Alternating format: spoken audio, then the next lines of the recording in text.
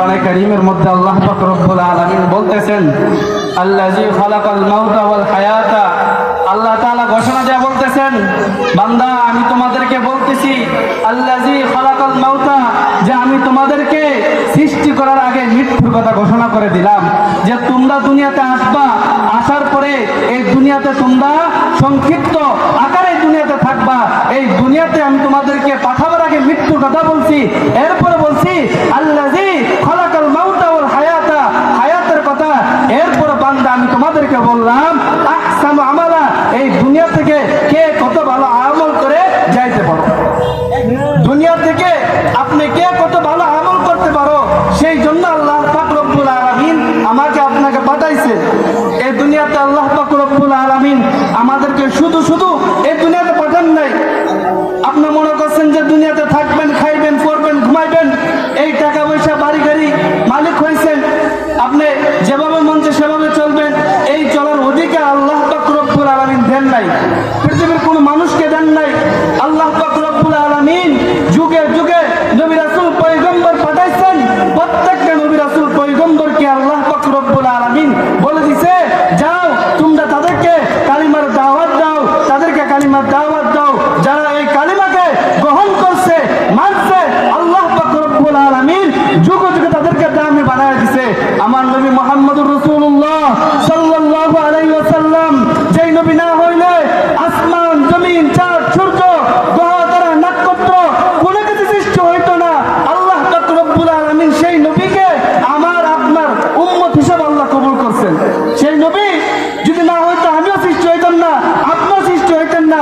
আজকে সেই নবীর উম্মত হইয়া আমরা রাসূলের সুন্নাত মানি না, রাসূলের সুন্নাত তরিকা চলি না, নিজেকে আশিক দাবি করি, নিজেকে আশিক দাবি করি, অথচ একদিনও আপনি রাসূলের সুন্নতে, রাসূলের মহব্বতে, রাসূলের মেসওয়াক করেন নাই। আপনি রাসূলকে ভালোবাসেন, অথচ রাসূলের মহব্বতে একদিনও মেসওয়াক করেন নাই।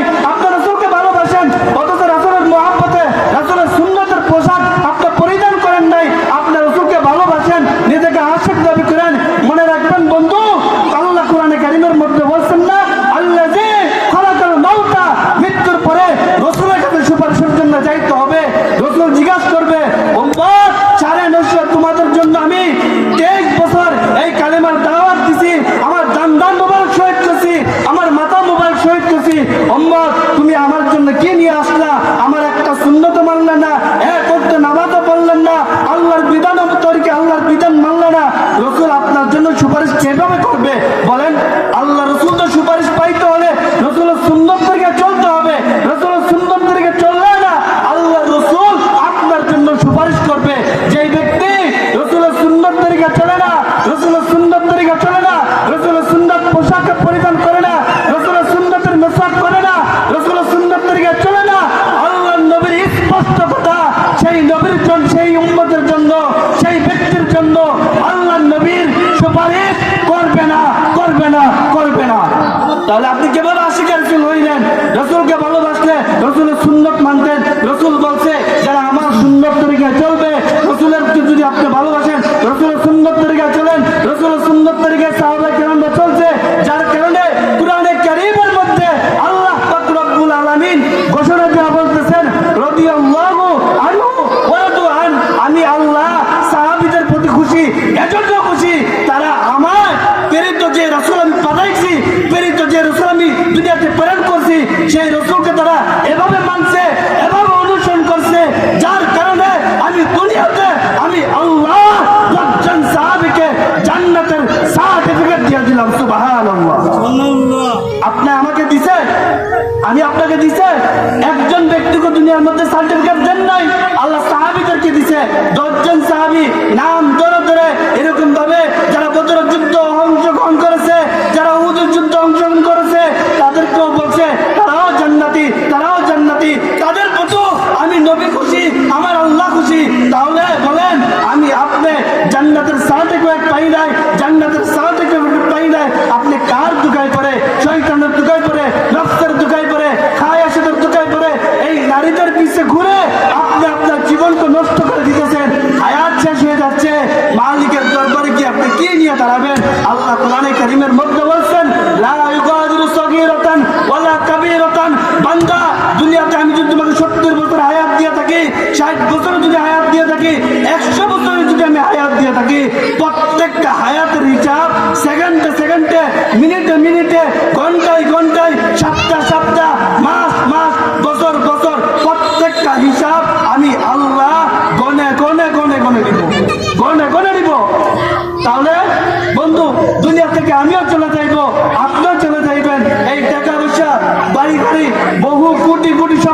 মালিক এই দুনিয়াতে ছিল, আজকে তারা অন্ধকার কবরে সাহিত্য আছে।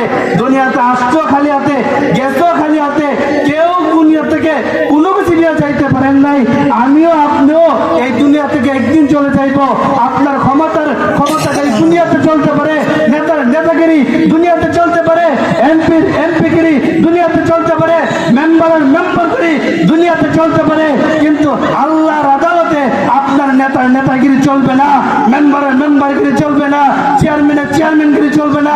আল্লাহর আদালতে একমাত্র রসুলের আদর্শ জিজ্ঞাসা করবো, কয়টা পালন করছো, আল্লাহর বিধান কয়টা মানছো, আল্লাহ জিজ্ঞাসা করবে।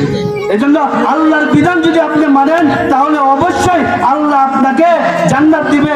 রসুলের সুন্নত তরিকা যদি চলেন, রসুল আপনাকে সুপারিশ করবে।